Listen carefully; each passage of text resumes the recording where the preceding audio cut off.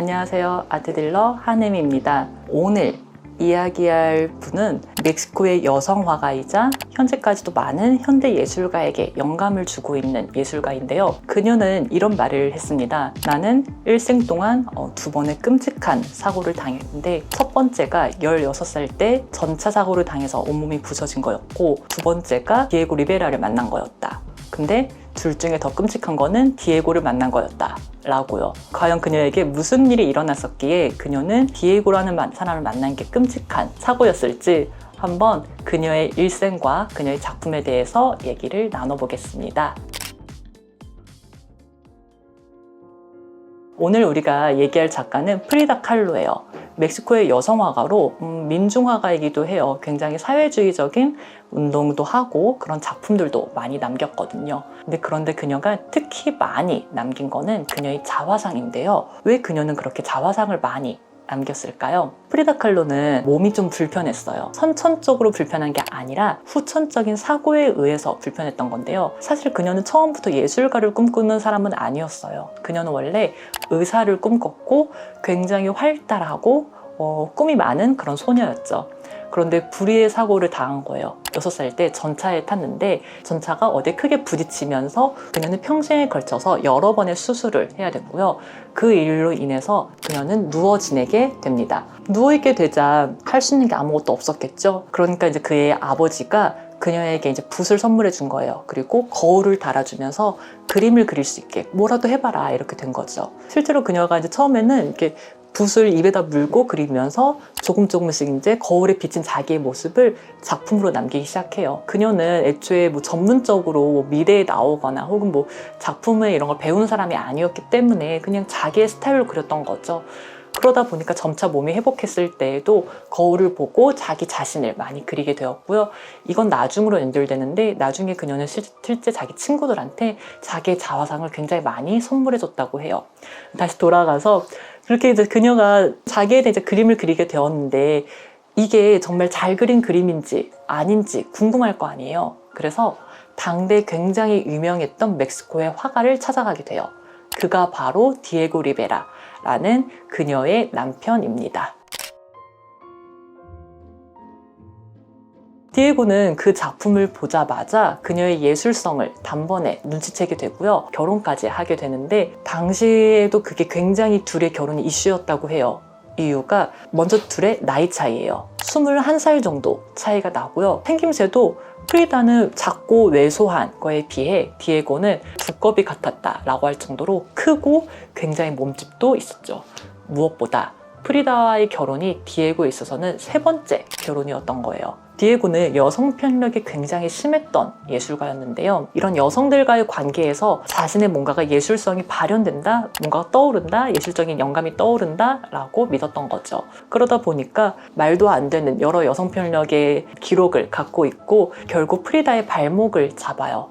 왜냐? 프리다가 또 이런 이야기를 했거든요. 자기가 원하는 건 딱 3가지밖에 없다. 디에고랑 같이 이제 잘 사는 거, 결혼해서 잘 사는 거, 그리고 그림을 꾸준히 그리는 거, 그리고 사회운동을 하는 거라고 했어요. 그만큼 프리다는 디에고를 굉장히 사랑했는데, 디에고가 말도 안 되는 일을 저지른 거죠. 바로 프리다의 동생과 관계를 맺어요. 그거를 프리다가 목격을 했고, 거기에서 프리다의 모든 삶이 다시 한번 무너지게 된 거죠. 그녀의 작품 중에 이런 작품이 있어요. 제목이 뭐냐면요, 몇 번 찔렀을 뿐인데 라는 제목이에요. 그 작품을 보면 몇 번 찔린 그 여자가 누워있고, 그 위에 한 남자가 피투성이 된 그 여자를 그냥 보고 있는 거죠. 굉장히 끔찍하고 무서운 작품인데 제목이 의외로 되게 담담하죠. 그냥 몇 번 찔렀을 뿐이라고요. 아마 그게 가장 저희가 생각했을 때는 프리다의 마음을 잘 대변한 제목이 아닐까 싶어요. 그렇게 몇 번 찔렀을 뿐인데, 디에고에 의해서 몇 번 상처를 났을 뿐인데, 같이 있으면서 고통을 받고 상처를 받지만 그를 떠나질 못하면서 이 마음을 작품에 표현을 하는 거죠. 그래서 실제 프리다 칼로의 작품을 보면요, 자화상이 많은데 그 자화상이 아름답고 행복하다기보다 뭔가가 불안정해 보이고 슬퍼 보이고 고통스러워 보이는 그런 느낌들이 많이 있고요. 정말 적나라하게 피를 흘리거나 뭐 심장을 움켜쥐는 그런 그림들까지 아무렇지 않은 표정으로 작품에 녹여요. 이런 프리다 칼로의 작품을 보고 당시에는 또 초현실주의가 이제 유행인 화풍이었기 때문에 사람들은 이건 초현실주의적인 작품이다 라고 얘기를 했는데, 프리다는 거기에 대해서 이건 초현실주의 작품이 아니다, 나는 현실만을 그릴 뿐이다 라고 얘기를 하는 거죠. 프리다 칼로와 디에고는 그렇다고 결혼 생활을 쭉 유지하지는 않았고요. 프리다도 중간중간에 이제 뭐 동성과 연관이 될 정도로 다양한 관계로 현실을 외면하다가 결국 디에고와 이혼을 하게 되죠. 이혼을 한 후에 정말 아예 그냥 둘이 갈라섰다면 좋았겠지만 둘은 또 다시 만나요. 어떻게 보면 정말 징글징글한 관계죠. 다시 만나고 이후 프리다는 작업을 하다가 결국에 이제 생을 마감을 하는데, 생을 마감하기 전에 했던 첫 번째이자 마지막 전시가 바로 디에고가 열어준 전시였고요. 그때 이미 프리다는 거의 생을 마감하기 전이었기 때문에 사실 의사가 전시에 가면 안 된다, 그러니까 여기 누워만 있어야 된다 라고 말했다고 해요. 그런데 프리다가 어떻게 보면 첫 번째 전시잖아요. 얼마나 가고 싶었겠어요. 그리고 이게 마지막 전시이기도 했고요. 프리다의 결혼 생활이 뭐 행복하지 않았을 거라는 거는 이미 뭐 디에고의 여성 편력으로 알 수 있지만, 하나 더, 프리다는 아이를 굉장히 갖고 싶어 했는데 프리다의 몸이 아이를 지탱하기 좀 어려웠던 거죠. 그러다 보니까 유산을 좀 반복을 했고, 그 유산을 반복할 때 만약에 뭐 디에고가 아무리 여성 편력이 있어도 그래도 좀 잘 보듬어줬으면 좋겠지만 또 그게 되지 않았고, 그러다 보니까 작품으로 현실을 도피하기에는 프리다에게도 또 한계가 있었고, 인간적으로 한계가 있을 수밖에 없었겠죠.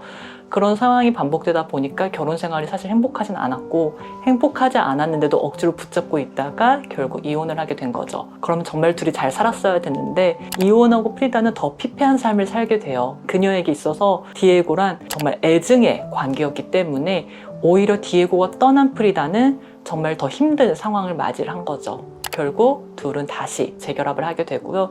그 사이에 뭐 프리다에게도 뭐 다른 남자가 있었고 여러 이야기가 돌고 있지만, 어찌 되었건 프리다 칼로는 그 작품 자체로는 현재에서는 멕시코의 대표 여성 화가, 여성이 아니라 대표 화가가 되었고, 프리다 사후의 모든 작품이 국보로 지정된 걸 보면 멕시코에서도 그녀의 영향력을 좀 짐작해 볼 수 있겠죠. 사실 프리다는 제가 생각했을 때는 이게 대표작이다 라는기보다 그녀의 작품 모두가 다 저는 그녀의 대표작이라고 생각을 해요. 그래서 아마 멕시코에서도 모든 작품을 다 국보로 지정을 한 걸 거고요.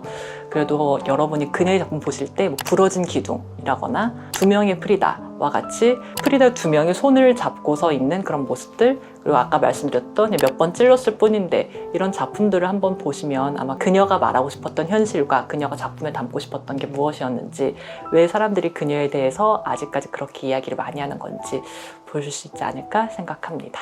네, 감사합니다.